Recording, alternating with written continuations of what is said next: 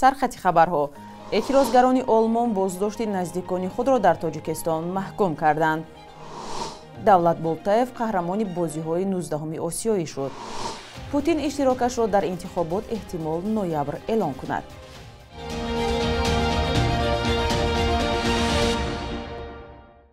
рӯз ба хайр бинандаҳои азиз, навиди бомдодиро аз душанбе тақдиматон мекунем. имрӯз 4 октябр аст.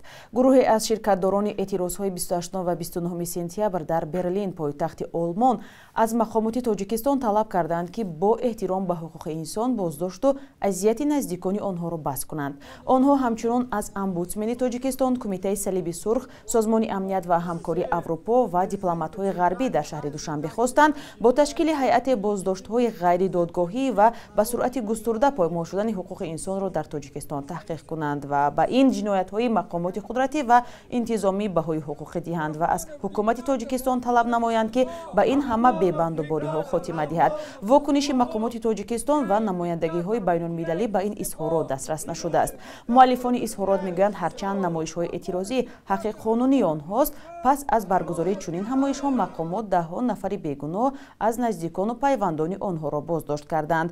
бархе аз онҳо зери шиканҷанд ва наздикон аз авҳолашон хабар надоранд, омадааст дар изҳороти онҳо. ҳамчунин чанд созмон аз ҷумла Бунёди Бузургмеҳр Ёров, Ассотсиатсияи муҳоҷирони Осиёи Марказӣ ва Кумитаи наҷоти гаравгонҳо ва маҳбусони сиёсӣ низ ба ҳамин мазмун баёния пахш карданд. давлат болтаев, варзишгари тоҷик, дар бозиҳои 19 осиёи Ҳангжоу 2022 дар риштаи бокс медали тилло ба даст овард. ин шашумин медали Тоҷикистон дар бозиҳо ба шумор меравад. шоми 3 октябр давлат болтаев дар мусобиқаи мардон дар вазни то 92 кило дар даври ниҳоӣ Хан Хуайженро аз Чин шикаст дод ва медали тилло гирифт. қаблан болтаев дар аввали рақобати худ бар Арслонбек Очилови туркман дар раунди дуюм бо нокаут пирӯз шуда, дар даври чорякниҳоӣ Эркин Одилбеки қирғизро шикаст дода ба даври ниманиҳоӣ роҳ пайдо карда буд. болтаев дар нимфинал ба Чангмин Ҷионг аз Кореяи Ҷанубӣ ғолиб омад ва ба даври ниҳоӣ роҳ ёфта соҳиби роҳхат ба Олимпиадаи Парис 2024 гардид. Владимир Путин дар бораи иштирокаш дар интихоботи президентии Русия эҳтимол дар ибтидои моҳи ноябр имсол хабар диҳад. бо ин ҳол дар минтақаҳои Русия таҳияи рӯйхати афроди боэътимоди Путинро шурӯъ карданд. дар ин бора нашрияи Коммерсант ва хабаргузории РБК-и Русия рӯзи 3 октябр бо такя ба манбаъҳои худ хабар доданд. рӯзи 4 ноябр дар Москав намоишгоҳи Русия баргузор мешавад ки дар он дастовардҳои ҳамаи минтақаҳои Русия аз ҷумла минтақаҳои ғасбшуда нишон дода мешавад. ба навиштаи Коммерсант, аз эҳтимол дур нест ки мас дар ҳамин намоишгоҳ Путин дар бораи иштирокаш дар интихоботи навбатии президентӣ хабар диҳад. пештар Путин гуфта буд ки тасмимашро дар бораи иштирок дар интихобот танҳо баъд аз таъини расмии санаи интихобот эълон хоҳад кард. санаи интихоботи навбатии президентӣ дар Русия нимаҳои декабр эълон хоҳад шуд. конститутсияе ки соли 2020 дар Русия қабул шуд, ба Путин иҷоза медиҳад ки ду навбати дигар президент шавад. аз дирӯз 3 октябр дар Осорхонаи Миллии Тоҷикистон намоишгоҳи 11 байнулмилалии китоби Душанбе оғоз ба кор кард. дар ин намоишгоҳ ки то 5 октябр идома меёбад, асарҳои садҳо адиб ва шоирони ватанию хориҷӣ ба намоиш гузошта шудааст. ҳамкори мо Нигораи Фазлиддин ҳам ба ин намоишгоҳ рафт ва ин гузоришро омода кард ки ҳамроҳ мебинем. аз асарҳои адибони классику муосири тоҷик то нависандагони русу турк, намоишгоҳи 11 байнулмилалии китоби Душанбе дар пойтахти Тоҷикистон. 30 ношири дохилӣ ва намояндаҳои 7 кишвар аз ҷумла Эрону Узбекистон, Туркия, Ҳиндустон, Беларус, Туркманистон ва Русия ба ин ҷо омаданд. Нурмуҳаммад Шамс ҳар сол аз намоишгоҳи китоб дидан мекунад. вай мегӯяд имсол ба фарқ аз солҳои гузашта дар ин намоишгоҳ баъзе китобҳо такрор пешниҳоди хонанда шуда, номгӯи онҳо низ бисёр кам аст. дар намоишгоҳ кам ғурфаҳо ҳастанд ки китоби худро ба фурӯш мегузоранд. инҷо намоишгоҳ аст, бояд мо аз инҷо пайдо кунем, китобро баъдан харидорӣ кунем тавассути, чун дар аксари китобҳо ҳамун суроғаи онҳо чӣ гуна бо онҳо дар тамос бошем ҳаст. баъд бояд харидорӣ кунем, вале ҳаст, таваҷҷӯҳ ҳаст. ба ҳар ҳол мардуми мо агар кам ҳам бошанд китобхон, вале хуб мехонанд. баъзе аз хонандагон аз баргузории чунин намоишгоҳи китоб истиқбол карда, онро як василаи таблиғи китобхонӣ меноманд. ва мегӯянд ташкили фурӯши китоб ва тарғиби он бояд ҳамеша роҳандозӣ шавад. назари мо ин аст ки меоем мехонем дар кора хондан ҷаҳонбиниро васеъ мекунад. чизе ки дар кор бошад мебинем, тамошо мекунем, китобҳоро мебинем.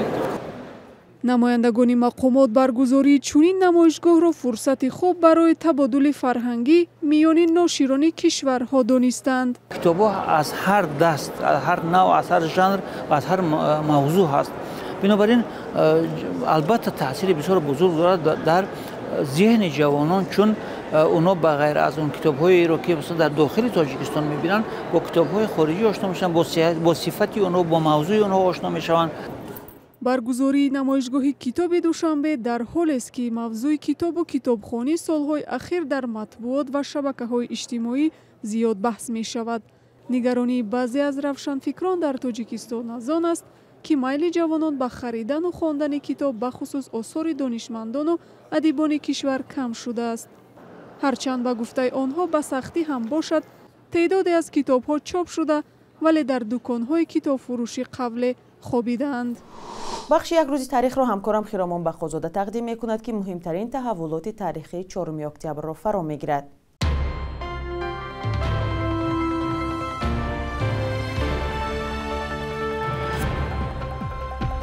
4 октябри соли 2009 дар Душанбе як симпозиуми байналмилалии мероси имоми аъзам ва гуфтугӯи тамаддунҳо шурӯъ шуд ки дар он донишмандони улуми исломӣ аз 50 кишвар иштирок карданд.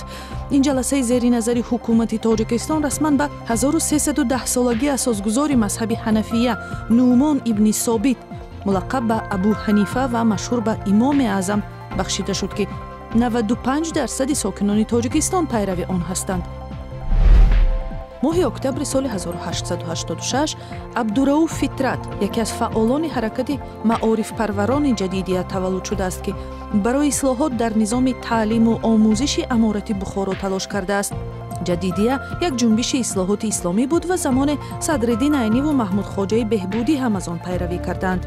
Фитратро бархе маорифпарварон дар пантуркизм гунаҳгор мекунанд. 13 соли охири умраш бо кори илмиву таҳқиқот машғул буд, вале соли 1937 бо иттиҳоми миллатгароии буржуазӣ боздошт ва 5 октябри соли 1938 ба қатл расид. соли 1962 сафед шудааст.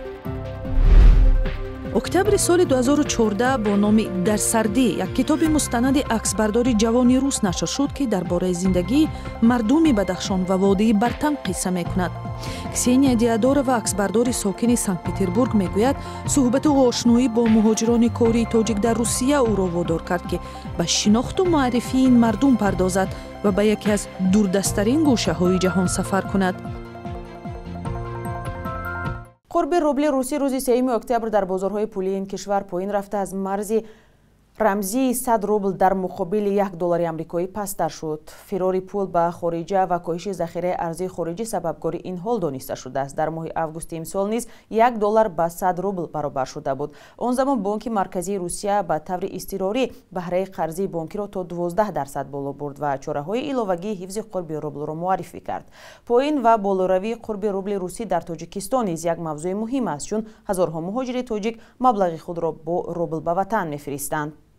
қурби рубли русӣ нисбат ба дирӯз бетағйир боқӣ монда 1000 рубл ба 110 сомони 50 дирам баробар аст. бар асоси қурби таъин кардаи Бонки Миллии Тоҷикистон $100 амрикоӣ баробар ба 1096 сомонӣ ва 100 евро ба 1147 сомонӣ иваз мешавад.